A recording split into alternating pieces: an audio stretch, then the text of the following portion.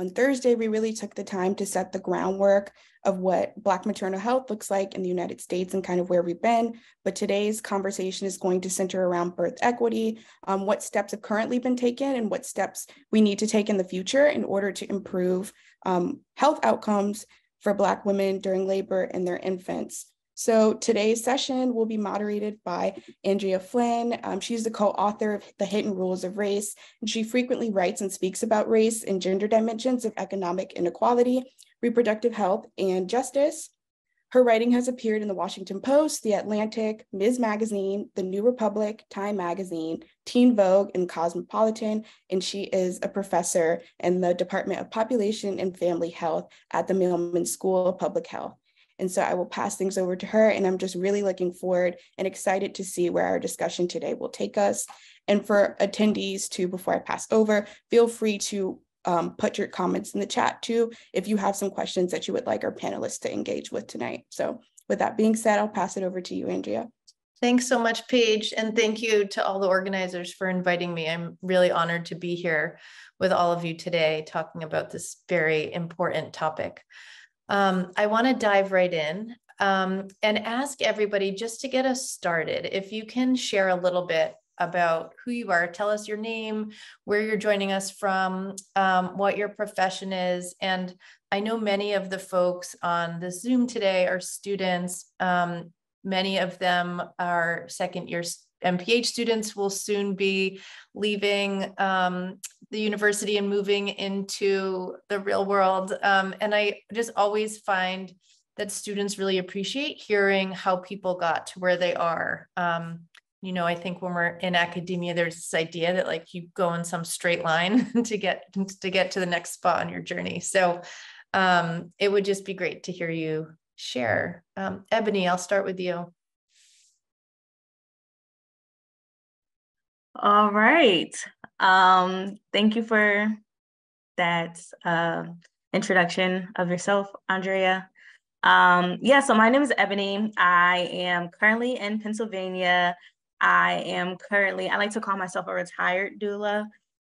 So I did doula work for a little bit. I no longer practice, but I occasionally do still meet with a lot of expecting parents and just have conversations with them and answer whatever questions or concerns that they might have in case they don't have access to a doula.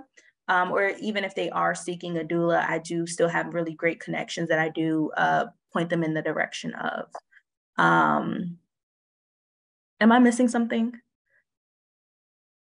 No, you're doing great. Just tell us a little bit about your path, your journey. Oh, so as we were talking earlier, it's not linear. So I graduated college in 2020, right in the nick of COVID. I became a contact tracer, was one of the first contact tracers in the county that I live in for our county. Did that. While doing that, I learned about doulas and did my training to be a doula and practice doing doula work alongside of contact tracing. And then I did a little bit of social work in conjunction with doula work.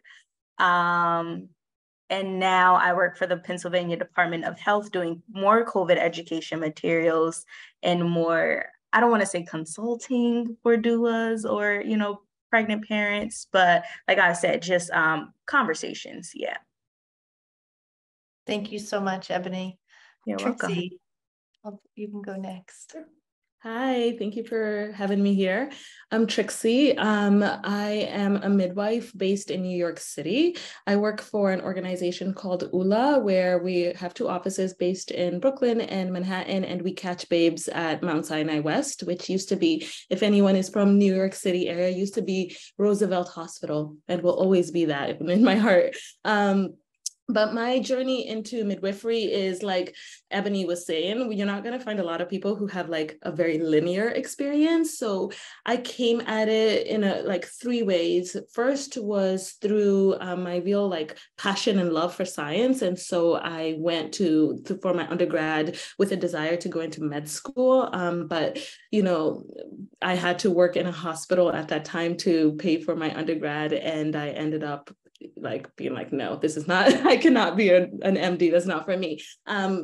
So after I graduated, I ended up in Vermont, which is a wonderful, beautiful place where I had a lovely home birth. And that was my next entry point, or like actually my first entry point into midwifery, just like an exposure of it. I was cared for by a wonderful midwife there.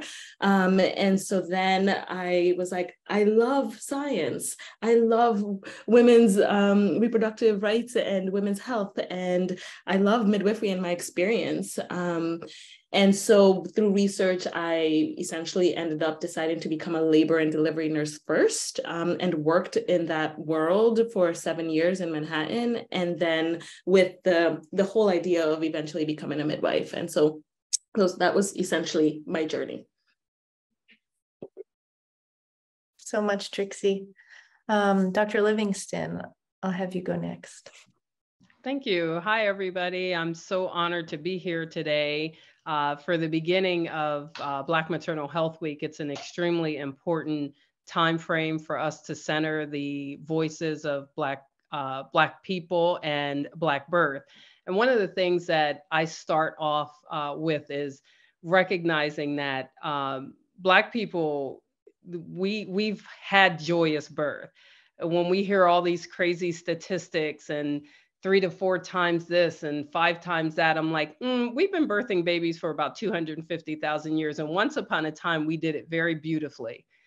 So I like to level set with those statements because it helps us understand that we are going to regain joy in Black birth. That's why all of us are here, so that we can really focus on solutions to get back to where our people know we have always been.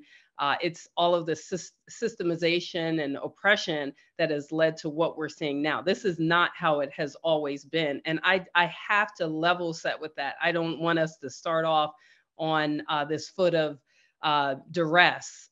Anyway, I'm Dr. Cherie Livingston. I'm an OBGYN department chair here in Lancaster, Pennsylvania. I was born and raised in Harrisburg, and when I was 5, the story has been told to me, obviously at 5 years old, one doesn't know much, but I come from a very matriarchal family, and I was sitting at the table with my maternal great-grandmother. I had a single mom and she worked, and my maternal great-grandmother died in front of me. And the way the story has been told is it was in that moment that I've learned or expressed the desire to help people. And then, fast forward, I was good in math and science like everybody on this call as well. And I mixed that love of math and science with a desire to help, because there's probably nothing more traumatizing than being 5 years old, sitting in front of somebody who not only looks like you, I've been told I have her nose, just watching them leave this earthly world. And I followed my passion, went to medical school in Philadelphia, and said, well, I come from a matriarchal family, I love women's health, and went into OBGYN and became a department chair.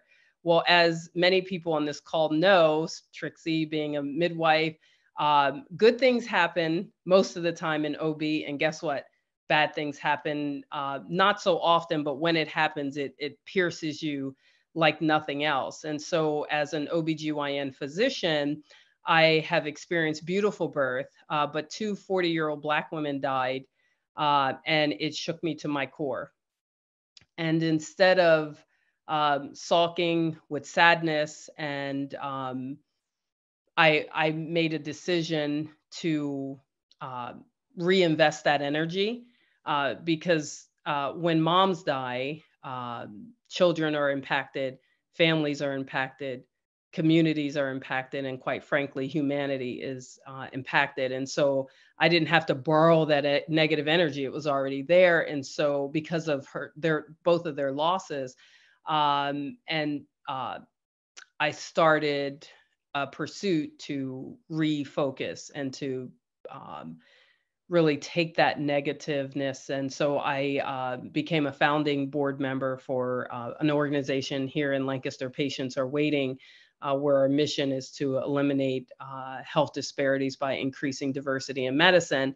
And then fast forward, along comes COVID, and two Black OBGYN doctors said, well, wait a minute, we don't want to see health disparities gaps widen. So we started the Diversifying Doula Initiative, which Ebony so wonderfully came through the program and did well, Amaya too.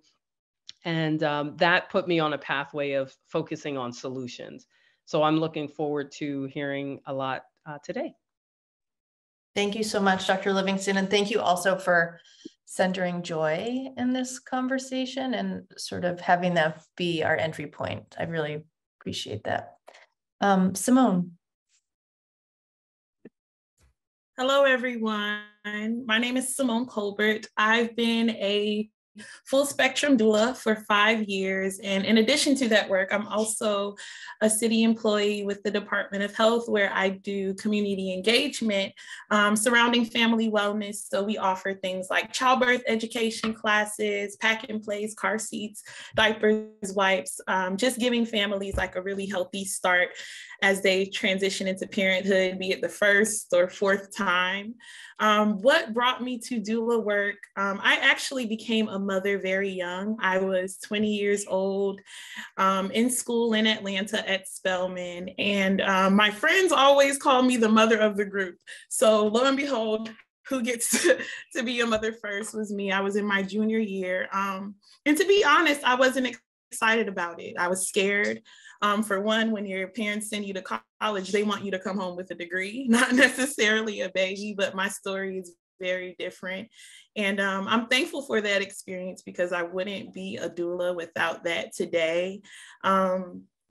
For that birth, I did have a midwife, Margaret Stricthauser, who was doing work at Atlanta Medical Center at that time. I knew that I wanted my birth to be as natural as possible. Something within me was just like, you know what, let's do this our way. Fast forward to 10 years later, I'm living here in Brooklyn, and I had a doula for my second birth. And I kind of magically found her. I think I was at the library one day and it said doula meeting downstairs. And it was like the week before that I had found out that I was pregnant. So I was like, let me see what this doula meeting is about. And I went downstairs in the library, a bunch of doulas. I met one in particular. Her name is Regina Conceição, and she was my doula for my second birth. I love the service that she provided for me. I felt like I was able to birth confidently. There you go. Got it now, baby. I was able to birth confidently with her, and I was just so in love with the service to where I kind of never left her alone. I was like, you know, how can I get into this work? I had so many questions, and a few years later, I took the training, and I'm so happy to say that I'm supporting women today. I'm able to help women birth confidently, unlike my first time. And it's just been really a true gift to come full circle and provide that service to women. And it doesn't feel like work. It truly feels like a calling. So thank you all for having me here today. Thanks so much, Simone. Megan. Hi, folks. Good to meet everybody. Thanks so much for coming. How do I follow all of those wonderful stories? My name is Megan Simmons. I'm a policy director at the National Birth Equity Collaborative. I too have been a non-linear linear professional as well.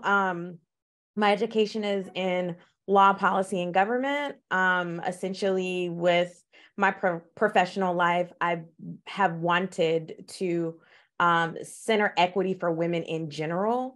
That has led me to some pretty interesting places. I was a federal law enforcement agent for about 4.5 years, and I did investigations on allegations of sexual assault. And then I transitioned from law school into higher ed, where I was investigating Title IX investigations and contributing to policy.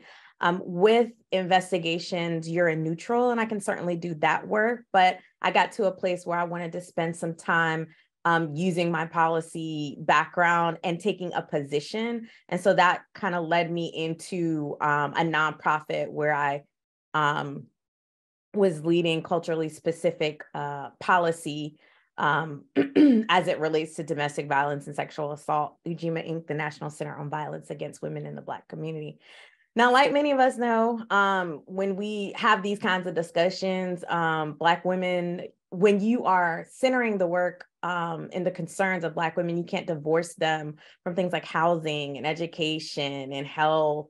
And so it just became a situation where I could not do the work effectively without having some education and advocating in the health policy lens. But I was specifically interested in maternal health and reproductive rights.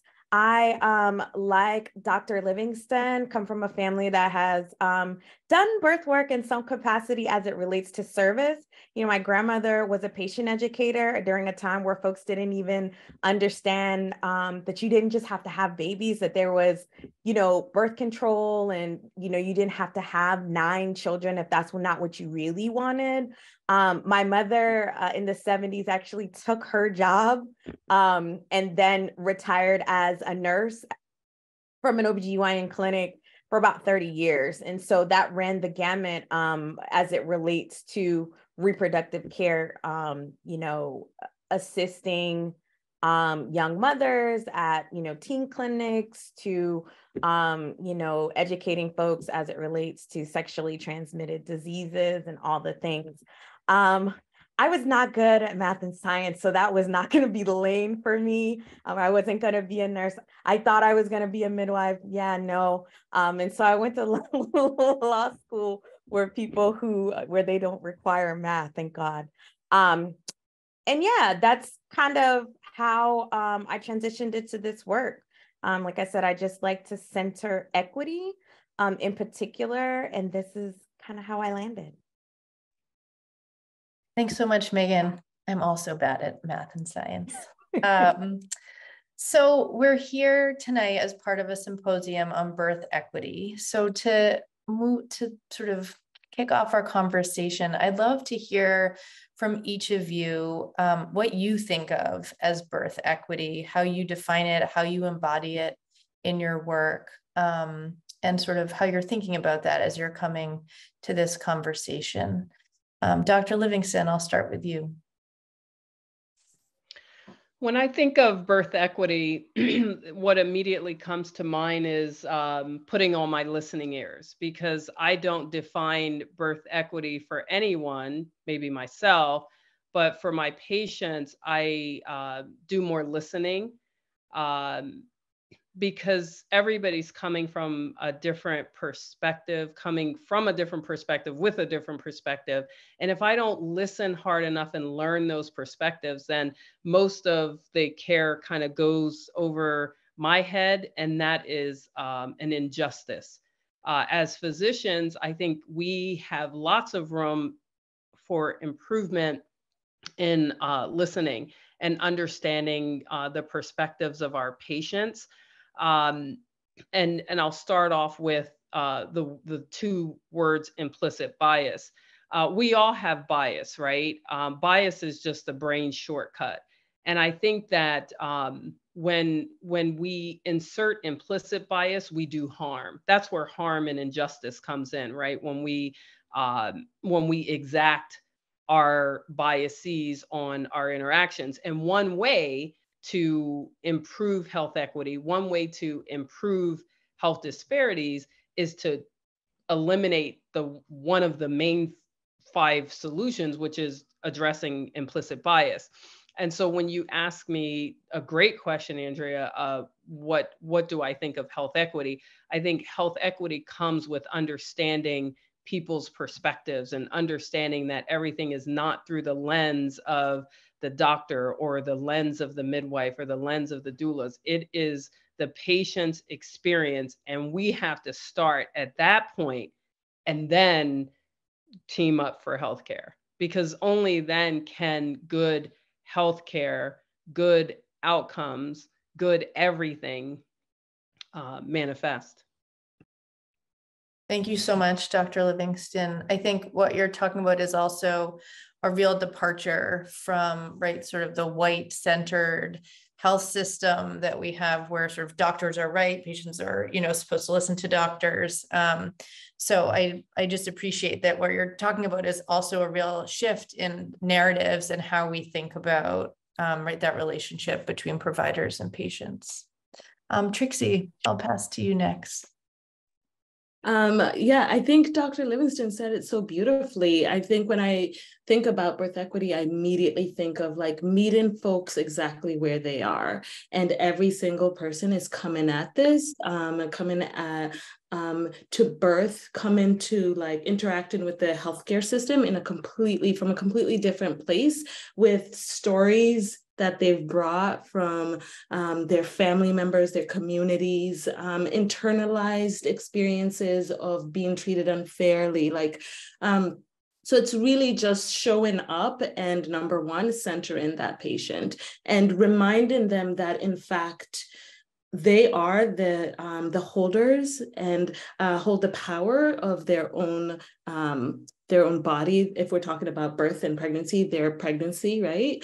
And reminding them that, yes, we come with hard evidence and data and statistics, but they come with a story of and lived experiences that we don't have access to, but are just as valid and important. And we want to know those so that we could really give the best care we can. And then to something Dr. Livingston also said is, you know, you spoke about implicit bias. I think we really need to just have a real regimen of rather systemic racism and institutionalized racism, right? And like white supremacist culture, and how that actually, the interplay of all of those things in the healthcare sphere, and how people are internalizing that and then showing up in these spaces. Yeah. Thanks so much, Trixie. Megan, do you want to add anything? I think they summed up most of it. I just think the constant, obviously, talk less, listen more, listen to what patients are saying.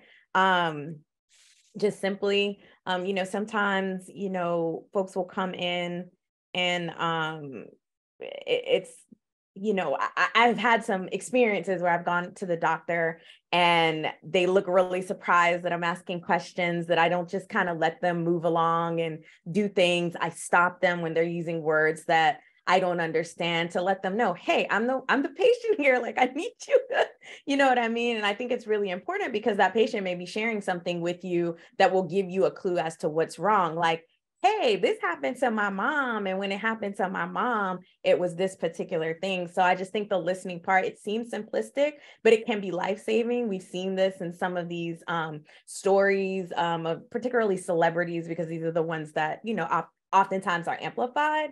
But if someone would have just listened to the person and checked, things would not have exacerbated in the way that they did. I also think that it's important to continuously assess what kind of barriers that folks are having from a macro level. Obviously, you know, the local level, the patient to patient, but from a policy perspective overall, what things are working, what things are no longer working, what kinds of barriers are people having, and how do we do what we can do to make the appropriate adjustment so there's fairness as it relates to the services that are being provided to folks. I think that's really important, because it doesn't always look the same.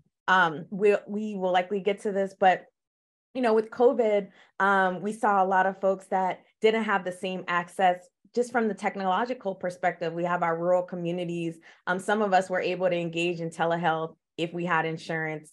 You know, don't want to go down that rabbit hole, but there are some communities that don't even have internet. You know what I mean? And we really saw that perspective magnified at a time where we, you know, needed it most. Simone or Ebony, do you have anything that you wanted to add on how do we think of birth equity? I don't have too much to add. You ladies covered a lot of it, but something that really stuck out for me is, meeting our families and clients that we serve where they are. Everyone comes to the table with stories. We have our own experiences, they have theirs, but really reminding ourselves that these are people and that, it's our job in this work to make sure that we really use our skills to make sure that they have an optimal birth experience, regardless of the other births that we may have experienced or anything else that may be coming into play, making sure that we're there to provide an optimal birth experience, because that memory is there forever. I meet moms in their 60s, 70s, and we sit down and talk about their birth stories and they remember everything, so remembering that we're part of their story and making sure that it's a positive one as much as we can make it. Thanks, Simone. Yeah, I just agree with everyone and what everyone said. I think, listening is very key, very important. Sitting with clients and like sitting them down and just listening to where they come from, where their head is at. I just wanted to share something like in practice. So typically, right, like I've had clients that were either single moms or had a boyfriend or a married, very different. And I felt like my care or my interaction with a single mom might have been different than someone that was in a healthy relationship because of that support. So their support system looks different. Their village looks different. Therefore, the way I'm tailoring to them is very different because there's a little bit more need there. There's a little bit more support there and connection and simple communication, right? And working with someone who, again, is in a healthy relationship, making sure I'm including dad in the conversation. And dad is also a part and is a part of this process. And dad and I are working together to find out what mom may want and what mom doesn't want.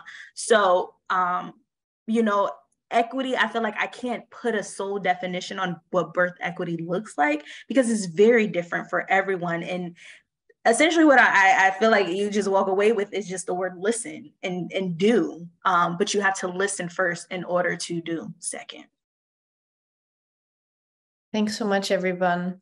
I want to pivot a bit to where Megan was taking us to talk about COVID for a few minutes. So, I'm sure everyone on the Zoom knows that COVID really exacerbated racial and gender health disparities. And as we know, with the most recent CDC data, also exacerbated exacerbated health disparities.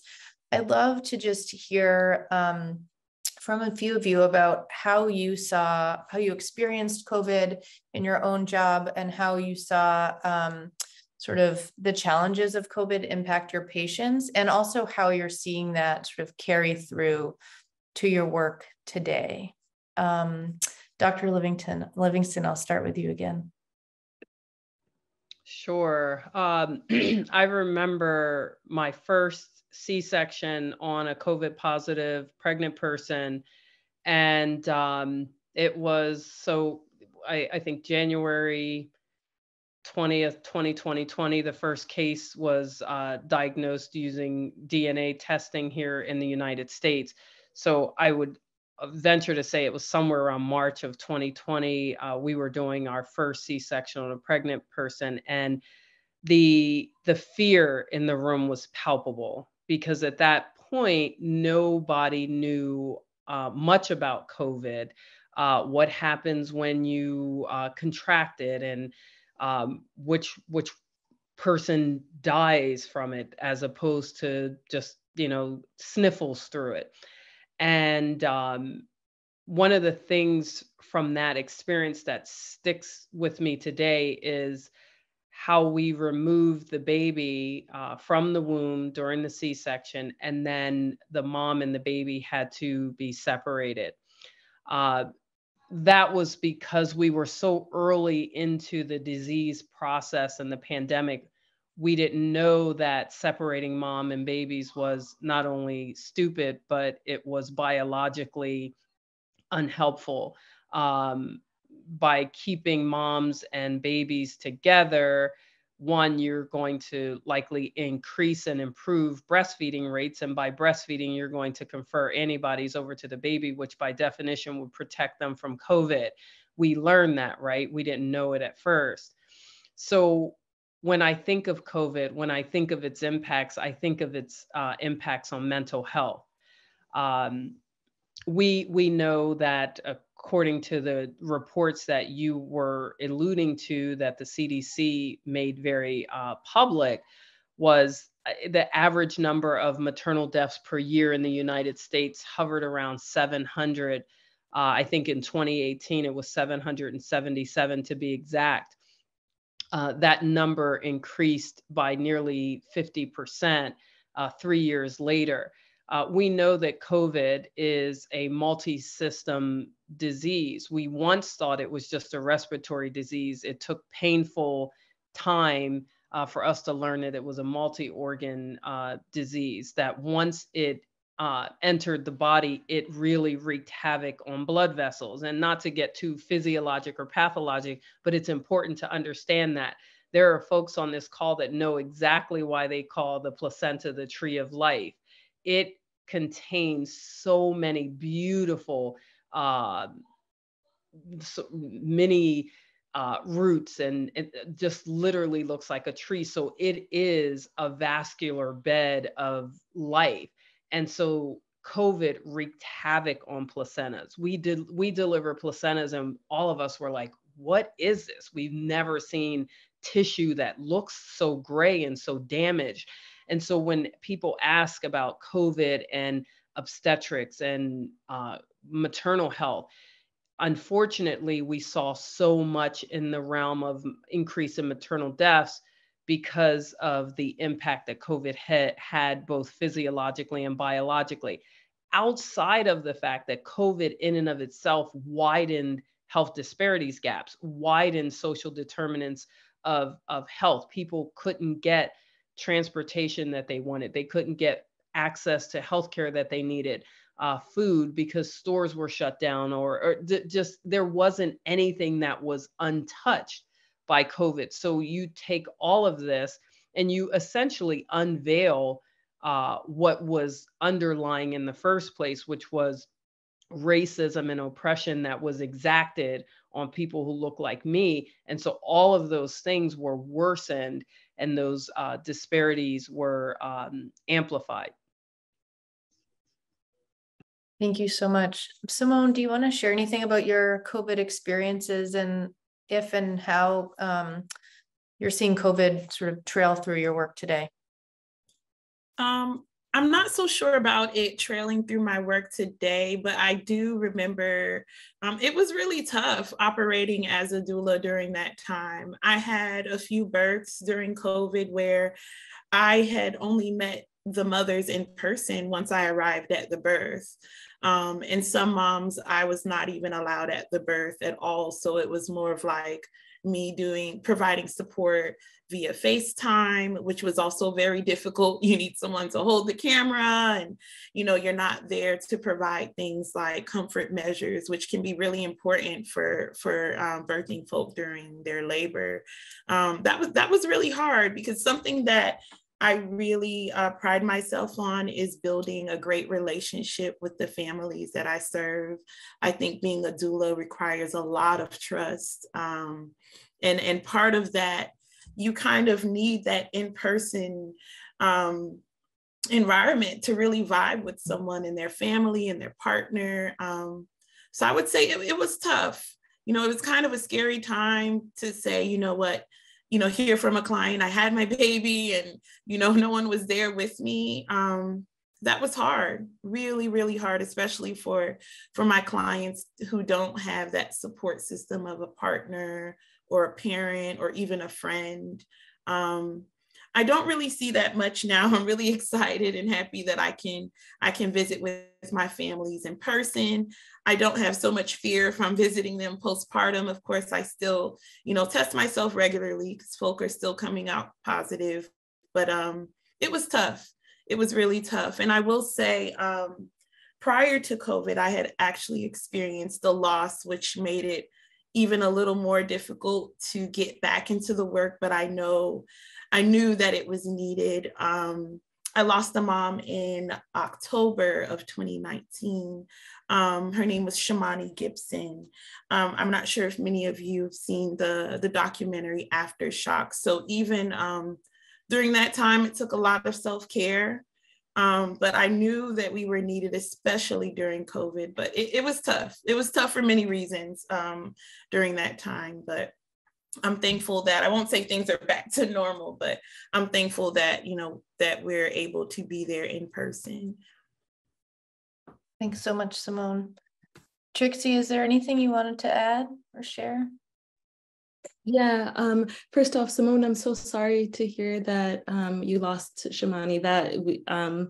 I'm very familiar with her mom, and yeah, there's just nothing to be said about that. But one thing that does happen is in these spaces where a birthing person is lost, there's people forget that the people who were there to support them are also like greatly impacted. So like my heart is really with you. So as far as, I was blessed enough that I had a planned home birth in 2020. So my babe arrived like in February 2020. And I think like the next week, things kind of started like kind of blowing up as far as COVID. But so I was lucky enough that I didn't have to go back to work for at least 8 months. So, but what I did notice and what I tracked that I continue to see as an issue is actually something Megan mentioned, which was people started, when COVID happened, people got really scared about going into the hospitals to give birth. And there was this just realization that, oh, wait, I don't actually have to go to the hospital to give birth. I can give birth in other spaces.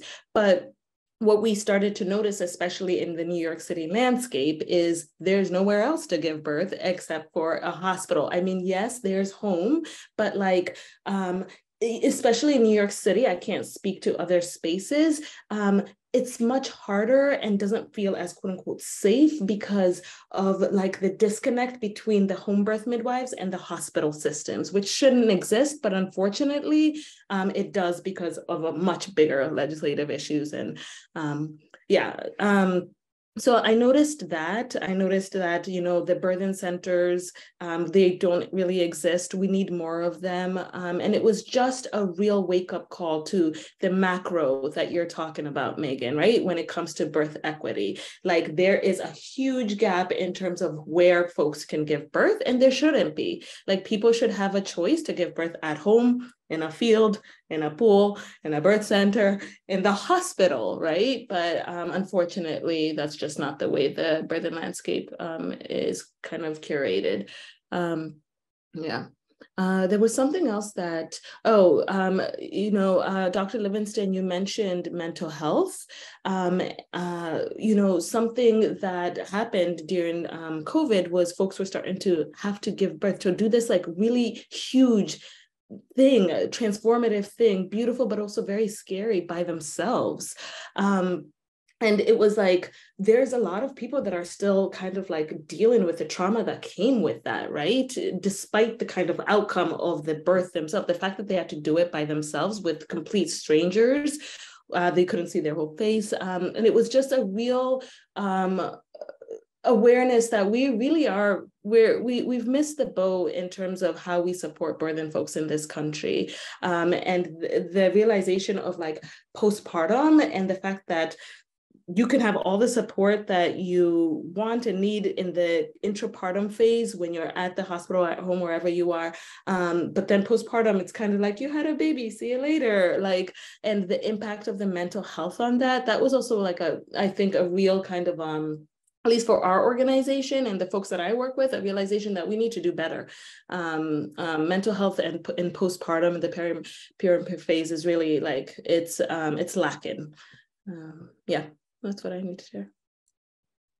Thanks, Trixie. Trixie, you mentioned you started to move us in the solutions part of the conversation. So I want to keep going in that direction and ask, well, I'm going to ask two questions. I'll start with one, and that is, what resources are you currently seeing that are working, that are helpful, that are sort of moving us in the right direction? Ebony, I'll start with you. I think there's a lot more resources now, at least that from what I'm seeing. And I'm not sure if I'm seeing it in a place of privilege because I've put myself into certain spaces. So I do recognize like that could be putting me at an advantage. But I think there's a lot more conversations happening around maternal health, Black maternal health. There's a lot more doctors talking about it. There's a lot of people trying to address this and willing to have the conversation. And I think there's a lot more organizations now that are priding themselves in trying to bridge this gap that are, especially when it comes for like low income Black women, right? There's a lot of organizations. For example, I was a part of the Diversifying Doula initiative that Dr. Livingston talked about. And that program was a completely free program to the mothers. They did not have to come out of pocket. And there's a lot of the doulas that did come out of that program and live in various parts of the city and are spreading this information and bringing the moms together. And there's a lot of like more local groups that are bringing moms together and trying to have conversations with moms during pregnancy, even postpartum, and a lot of different things. So from what I'm seeing, there's a lot more things happening in the community that a lot of community members are putting together, not so governments, which is what I would like, which is why I'm, dedicating my time now to go back to school and do health policy work. But I think the community members are starting to form their groups and their support systems. And that's just what I'm seeing. But again, I don't know if that's because I put myself in these spaces. So I do recognize like that might be a gap. But yeah. Thanks, Ebony. Dr. Livingston, I'll turn to you. What are you seeing that is working? I like starting as you started with Joy. Let's start on the what's working piece. What are the resources that are helping this issue? Yeah, I agree with Ebony. I think that there's a lot more conversation about improving Black maternal health. I think she was spot on to note that, because it's true. We are definitely having more conversations. I'm asked this question a lot because of the work that I do in the maternal health disparity space. And I have my three go-tos because one, they work, and two, it's a way to kind of keep people focused on the solution. So number one is supporting doulas. We have good, excellent, robust research out there that proves that having a doula improves maternal health outcomes, specifically for vulnerable people, and even more specifically for Black people. There's an excellent study, 16,000 women were evaluated, and they showed that having that particular Cochrane study showed that having a doula improved outcomes even more than having other support people, decreasing C-section rates by 39% if you have a doula compared to 25% if you have other support people. That's respectable research. So supporting doulas, obviously supporting doulas getting paid with Medicaid if that's their choice. Not every doula wants to step into that space. And obviously we support that, but getting doulas into the Medicaid space so that they don't have to do doulaing as a side hustle, right? That's not cool. Like, I'm a doctor and I can earn a living wage, support a family off of my entrepreneurial desire and pursuits, and so too should doulas. So we need to professionalize doulas so that it's not a side hustle, so that they're doing it with all of the financial benefits that they can. And so I think for anybody locally, look into whether or not your state is moving into the lane of increasing Medicaid reimbursement for doulas. that's number one. That's my number one. Number two is promoting health equity in our respective organizations. So, when you're part of a big organization or a small organization, doesn't matter, who cares, but hold people accountable, right? It's not enough to stand on the side of the road and say, hey, I'm an ally. An ally is somebody, and all you New York City folks, I've been in New York City twice. So Amaya, you got to get me up there. I'm a homebody. But the story that I hear is that, New York City, you're standing on the side of a road, you're flagging down a cab, right? If I, as a Black person, am standing next to a white person, and the cab driver passes my pursuit down, but shows and expresses a desire to pick up the white person, right? That's an example of what Black people are living every day, right? Racism. An ally is somebody that says, no, I'm not going to get in this cab because you didn't pick up my Black friend. We need ambassadors. We need people that are like, I'm actually going to call your organization and hold everybody accountable in your organization for having racist practices because what you did wasn't right. So there's a difference between being an ally and an advocate and exacting holding people accountable. So when you are in these spaces, when you are in these big organizations or small organizations, encourage that level of advocacy, not just cute allyship. We need true advocacy so that when you're, wanting to get in that cab, you do more than just not jump in the cab because they wouldn't pick up your friend. That's number two, is really promoting health equity. Number three is increasing diversity in medicine.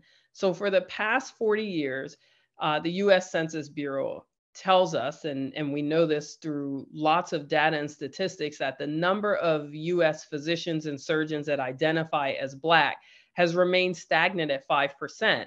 And we know that there's tons of research out there that shows that if you have cultural congruence, health outcomes are improved. And it's not that white doctors can't provide Black people with excellent care. That's a fifth grade conversation. It's not that. It's just that having similar lived experiences most likely will eliminate things like bias, like we talked about. Bias gets in the way. We know that Black people, specifically Black women, are less likely to have their pain treated. And so when they walk in the door, if we immediately say, she's drug seeking, as opposed to, no, how about the fact that she has 10-centimeter fibroids and she's probably in excruciating pain? How about that? Or she's in a sickle cell crisis and having pain because of that. So it's understanding, number one, doulas, number two, promoting health equity in your space, and three, increasing diversity in medicine and getting young Black and brown people in the pipeline early so that we can support them, so that once they're in the pipeline, they can stay in the pipeline and not fall out. Because guess what? Everybody gets C's on tests. Doesn't mean you're not going to be a good doctor. Doesn't mean you're not going to be a good nurse or a good doula. It just means for that day, you got a C on the test. That's it. Thank you so much. I'd love to have another conversation with you at some time, perhaps with the same group of folks, just about the barriers and opportunities to getting more folks of color into the health system and building that pipeline. I know that's something my students have been asking about a lot. Megan, I know you think a lot about policy and solutions, so I'd love to have you build on what Dr. Livingston has shared and tell us a little bit about what you're thinking about most these days. I think Dr. Livingston has wrapped it up and put it in a bow. Most of what she said is, I would echo, specifically Momnibus. Of course, we want to enact Momnibus. I will drop a link, but it's the most comprehensive federal bill we have as it relates to really addressing the issues as it relates to maternal mortality and morbidity. It is a suite, and so it encompasses several bills. I think there's like 12. A couple of them have gotten passed. But it includes tech, it includes research, it includes maternal mental health, which is something we've touched on here, but I don't think it gets talked about enough broadly.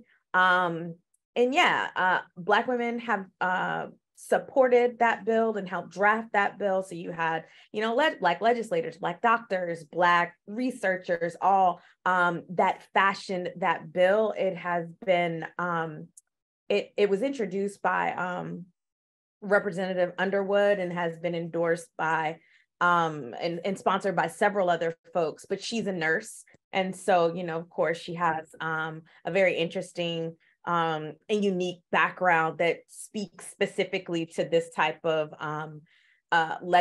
legislation. I think it's really important to engage state legislatures in this political climate. I don't think we do it enough. And I think it's a missed opportunity to really have policy impact us more quickly. California actually has their own version of Momnibus. And so we haven't got it over the line from a federal perspective, which is always, what you want. But there are some things that our state legislators can be doing as well. And they're the folks that we're engaging with the most. They're at our, grocery store, our religious orgs, our parks, all the things. And so I do think it's really important to really develop relationships with them and just be cognizant that they're here working for you. Their policy, their votes, the kinds of things that they are introducing into the body should reflect what it is that the constituents want to see happen. And I think it's really important to be proactive in letting them know, hey, these are my concerns and this is what I would like to see. We have all of our percentages of Black maternal health is XYZ. We have these medical facilities. We've got these medical schools. How are we engaging high school students? How are we engaging, undergraduates? Perhaps, they may decide that they want to change lanes. What kind of programs are we doing to encourage and specifically, I see a lot of stuff as it relates to STEM, robotics and all the things, but specifically saying, hey, medicine, have you considered, this lane? And in particular, the obstetrics and gynecology lane. I think that's, Dr. Livingston's response was just so all-inclusive. And it's just all the things that I would want to see as it relates to policy. So I think that's it. Thanks, Megan. Does anyone else want to add, any of our other speakers want to add anything on the solutions piece? I'll add, I know that here in New York City, we have the citywide doula initiative that covers certain communities in all 5 boroughs. I do feel like the program could use some tweaks, but I really do think it's awesome that women that may not be able to afford a doula can get one for free or very low cost. And I don't even think I've heard of anyone having to pay through the citywide doula initiative, but there are many organizations that are part of that. I know Ancient Song is a part of that, Mama Glow, Caribbean Women Health Association. So there are a lot of smaller doula organizations that are part of that. And I think that's really great. So for me, that's something that's working. Of course, with addition to a few tweaks regarding that doula compensation part, but I'm thankful that women are at least for now able to access doulas for free. And I believe the eligibility is surrounding like zip code or which community you reside in, but that is available to women here in NYC. Thanks, Simone. Trixie, I saw your hand up. Yeah, I just wanted to add that, as the only midwife here, I feel like I need to speak on behalf of the midwives, which is to say, I absolutely love what the doulas have done across this country in terms of like making themselves known and heard as far as their space and their impact in the birth world, right? And I feel like midwifery is really lacking in that. We really need to show up and say like, look, we are like a really viable option and alternative to the traditional OBGYN care, especially specifically for low risk pregnancies.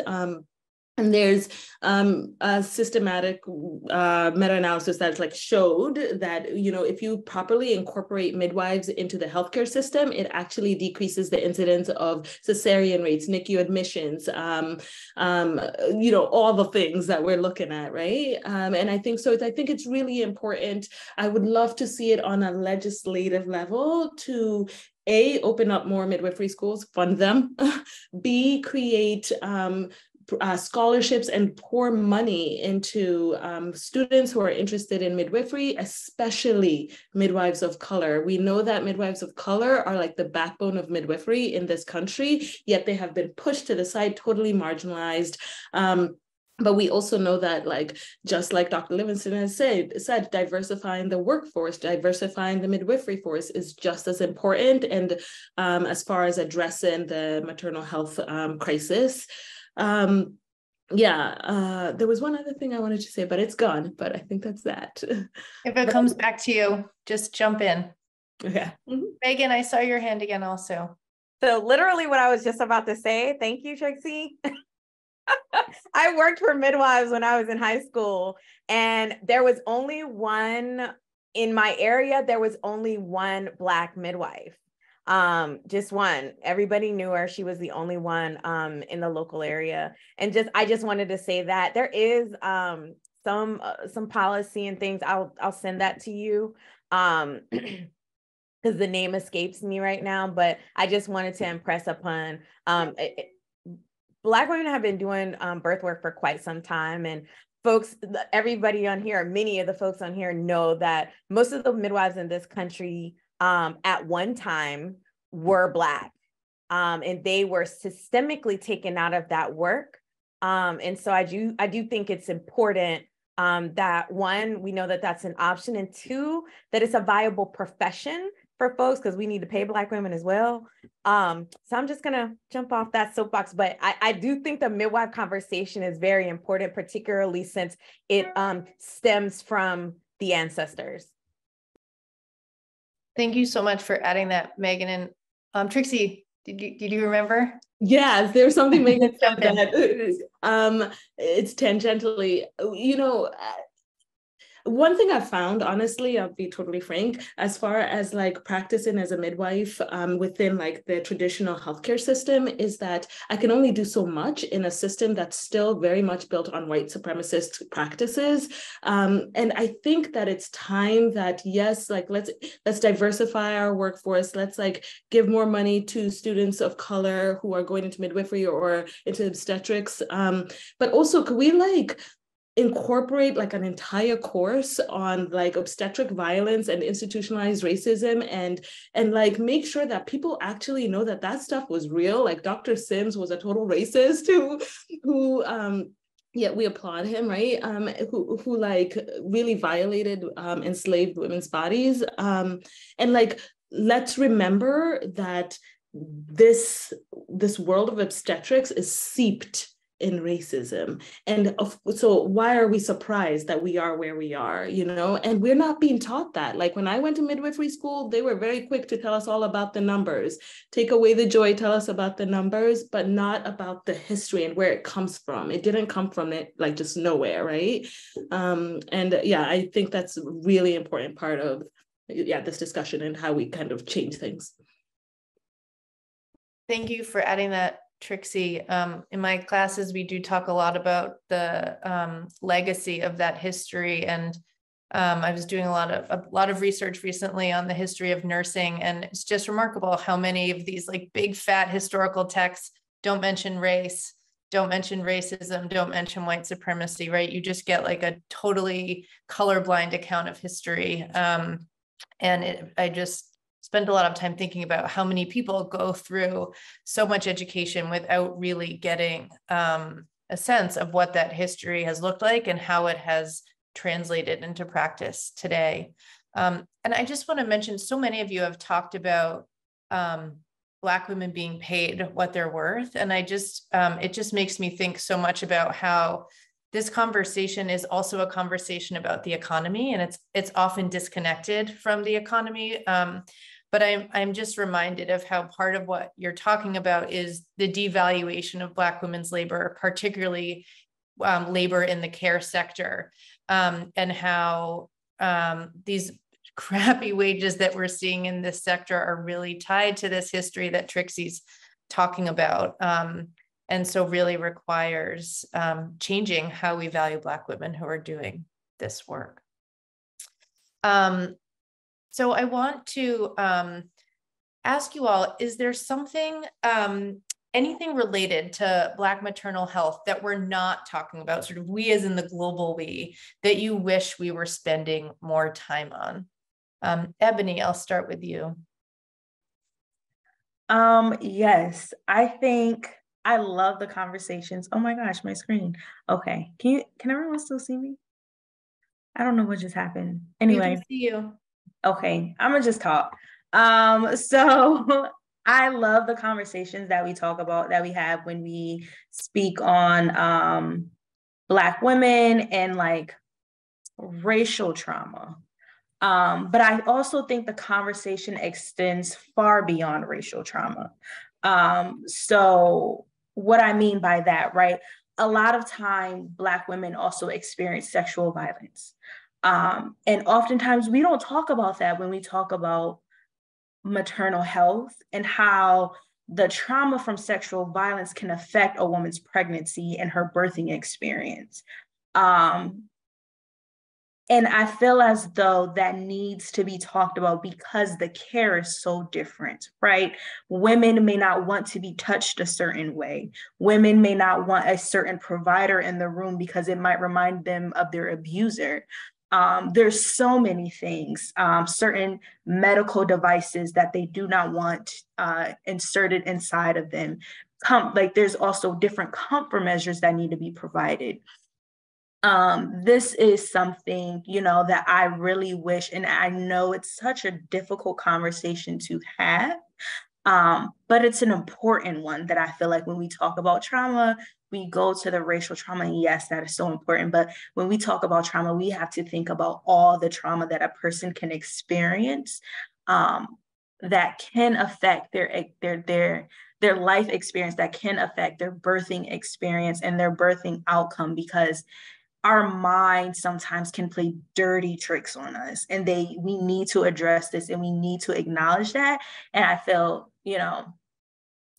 after becoming a doula, while I became a doula, I wanted to prioritize. I wanted to have those conversations because I felt like I would be doing my moms an injustice if I would touch them a certain way and trigger them.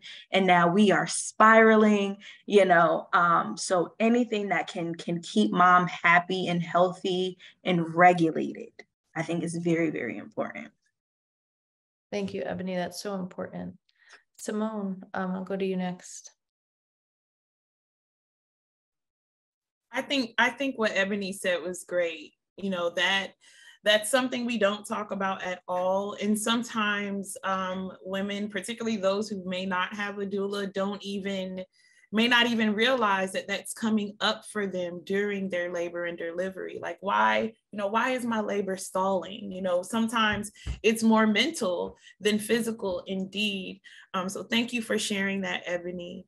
I also think that it's important for us to begin to have these conversations with the youth.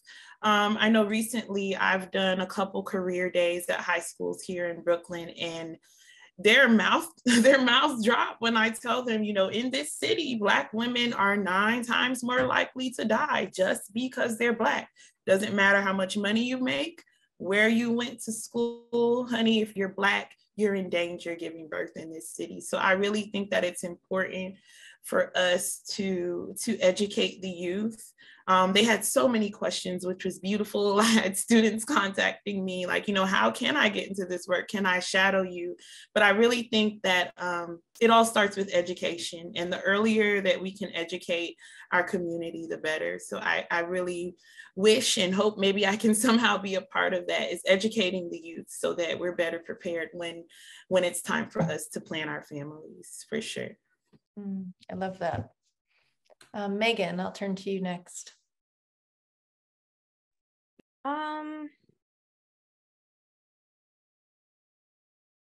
I'm drawing a blank. There's been a lot of things that have already been touched on that I would echo. I just don't think there's enough conversation about the fact that the deaths are preventable. I think that, I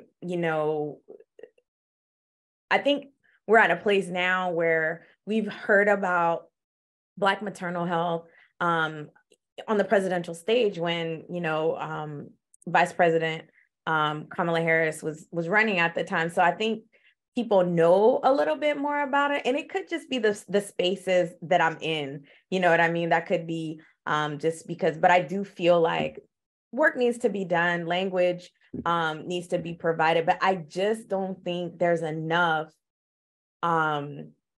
conversation or I don't think people have processed the fact that this does not have to be happening.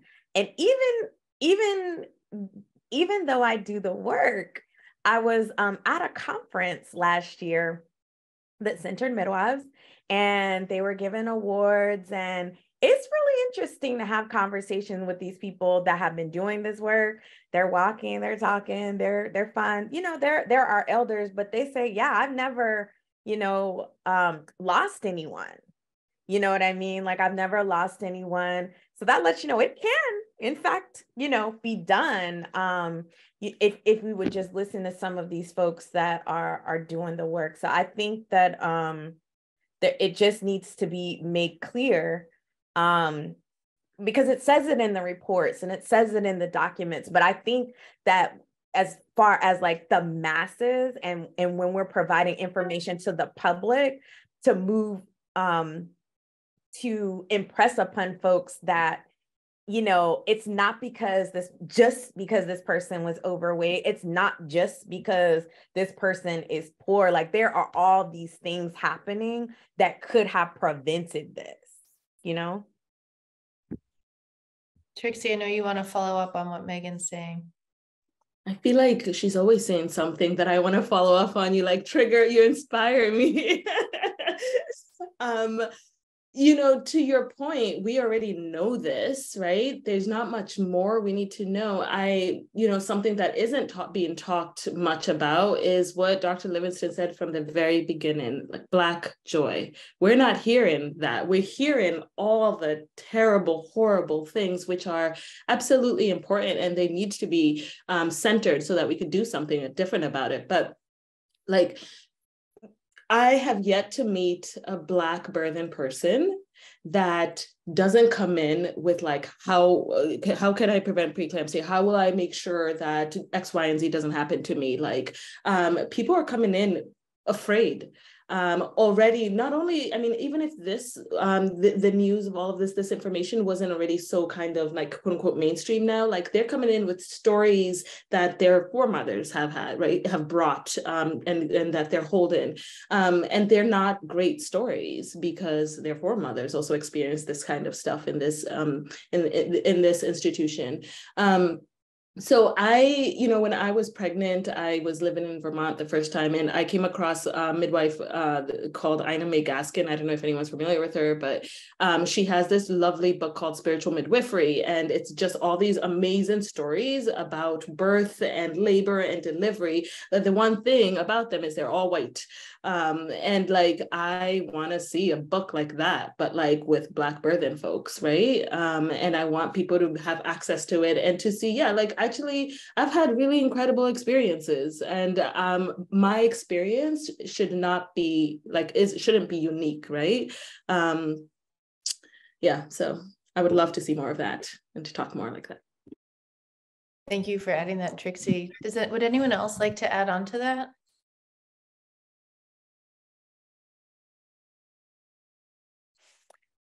If not, then I really want to bring us full circle and build off what Trixie said and go back to Black joy and ask each of you if you could share an experience, either personally or inside your organization, of how you've seen Black joy in your work.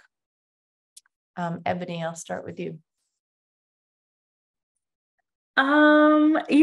I saw this question and I really couldn't just think of one experience. I like to think that all of the births that I have been able to attend or support have just been great experiences, in the sense that the families have walked away with so much knowledge that they didn't have before.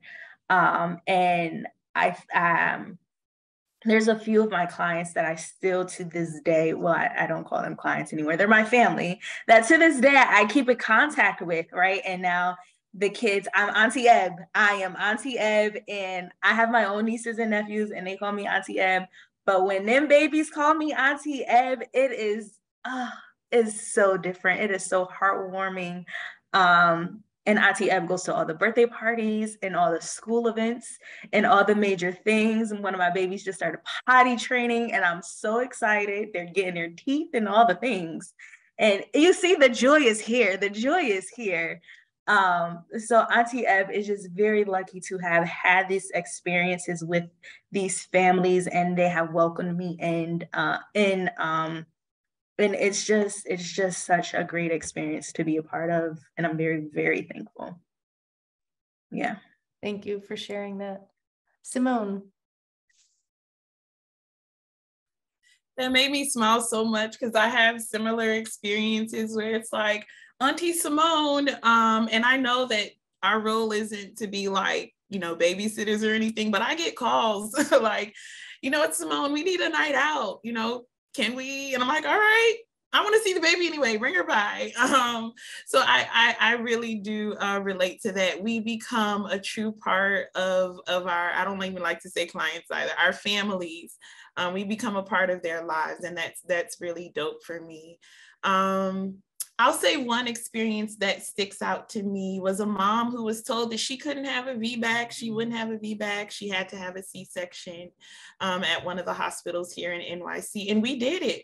She had her VBAC. And to this day, we still have conversations about just how awesome that day was and how she felt respected and heard at the hospital that she did choose to give birth at, which was totally supportive of her VBAC. So that's just one of many of the Black birthing joy stories that I have. But yes, Ebony, I'm a part of all those families just like you. And I love that. I think my oldest doula baby is almost 5. And I asked her mom, I was like, send me pictures of the baby. And I'm like, wait, this isn't a baby. So there's so much joy in that, for sure. Thanks, Simone. Megan, I'll go to you. I kind of struggle with this. I'm experiencing Black joy. I was able to work with a state representative, Kimbrell Garvin, in South Carolina, and we were able to get a resolution for Black Maternal Health Week. So that brought me some joy. South Carolina is my home state. I reside in the DMV, Baltimore specifically, but Charleston's home. And so anything I can do to support the work of folks there from a policy perspective and maternal health and reproductive care, that brings me a lot of joy, particularly because, I was able to show it to my mom and I'm like, look, mom, all your work, look at that. So she was pretty excited too. And I like that we have that kind of professional connection. It's important to celebrate all those wins. Trixie, I'll go to you next. I have a very specific example that I thought about. I have a Black mama that was being induced a couple of weeks ago, or months ago, actually, in February. And when she came in for the induction, she had me, and then she had her doula, who was a Black woman, and then her nurse, who was a Black woman. And we were just about to start the induction process. She was about to sign her consent forms, and we were going to go dive deep into what we were going to do. And then someone said, wait a minute, isn't the Super Bowl on right now? And we turned it on, and Rihanna had just started playing, and it was magical. We all stopped and just paid attention, and we all just started singing to the songs and dancing. It was so beautiful. It was such a beautiful way to begin that process. But that's mine. Thanks, Trixie. Dr. Livingston, I'll go to you next. My joy is seeing how this work is normalized inside of the hospital. One of the things that all the departments are doing now is putting a standing agenda item with advocacy. So like in the anesthesia department, the OB department, internal medicine departments, we have a standing agenda item for advocacy. And it allows everybody to, one, remain focused on the fact that we all should build that into our day-to-day practices. So I know that doesn't sound as amazing as everybody else's, but just seeing some of the intra-hospital changes that are being made to really focus on advocacy and health equity. Thank you. That wraps up our conversation. It was an incredible honor for me to facilitate this conversation with all of you. So thank you for having me. Zaire or Paige, I don't know if you have, or Amaya, I don't know if you have anything you want to add before we say goodbye. I'll just add one quick thing. It was really, really, really important for us to center joy in this conversation and just hearing all the stories, even the beginning. Thank you so much, Dr. Livingston, for setting that precedent of how the conversation will go. And so just hearing everything is making me tear up, like, we did it, we accomplished the goal of joy. And so I just really, really, really want to thank all of our panelists, and thank you, Andrea, for taking the time to make this dream and this event come to life for us. Yes, I also want to echo everything. I just found myself smiling the whole time. It was really good. I'm so grateful. Thank you to the people that I knew personally. Thank you to the people that I reached out and grabbed you. Hey, Trixie, thank you. Hey, Simone, thank you. And Dr. Livingston and Ebony, since I knew you beforehand, thank you so much from the bottom of my heart. Thank you for coming and supporting us through this conversation. It was great meeting you, Megan. Thank you so much. Yeah, if you guys feel comfortable, you can put your emails in the chat so people can contact you. Of course, if you feel comfortable. If not, feel free not to. And also, Paige, do you mind dropping our toolkit in the chat one more time? Yes, I'm more than happy to. So I'm about to link everyone to an amazing toolkit that we've made to accompany our project, and just also being cognizant and mindful that Black Maternal Health Week starts tomorrow. There are so many events everywhere. A lot of attention being driven to Black maternal health, which is so exciting. So be sure to pay attention to those events that are catching your eye and just really amplifying your voice so we can incorporate, Black joy into more spaces and really being the change that we want to see. So I'm about to drop the toolkit link. Yes, and last thing, while Paige is doing that, I want to give Paige her flowers because she is the reason that this is all happening by asking myself and Amaya to join her and do such amazing work and try and champion something that we can be proud of with the Columbia Social Justice Grant. So thank you, Paige, for everything and the birthing of the idea and having us along with your journey. Yes, shout out to Paige. You have your flowers. Thank you again for reaching out to us. Backstory really quickly. We all came into the program kind of interested in Black maternal health. Paige and I had courses together. Zaire and I and Paige had courses together. And it was just like, hey, do you want to talk about Black maternal health? Because it's not being spoken enough at our institution. And so why not do it ourselves, right? And so, yeah, thank you again, Paige. I appreciate it. Of course, thank you both to you. I couldn't have asked for better people to be a part of this journey with. Thank you to all our panelists for participating, to Professor Flynn and Professor Matt Frett, who was here on Thursday. This was just really exciting. I'm hoping that we can see some continuations from some current students. I don't know if you're interested in maybe doing this next year and applying to the grant, feel free to reach out. I'm definitely here to give you those resources because like Amaya said, we're really not having these conversations, and Black maternal health was the reason I joined the field of public health. So really creating the spaces that we need. If the work isn't going to be done, well, I guess we'll just do it ourselves. So thank you to everyone again for your involvement and just being here for this. And I guess that will conclude our panel for tonight. So thank you all for being here.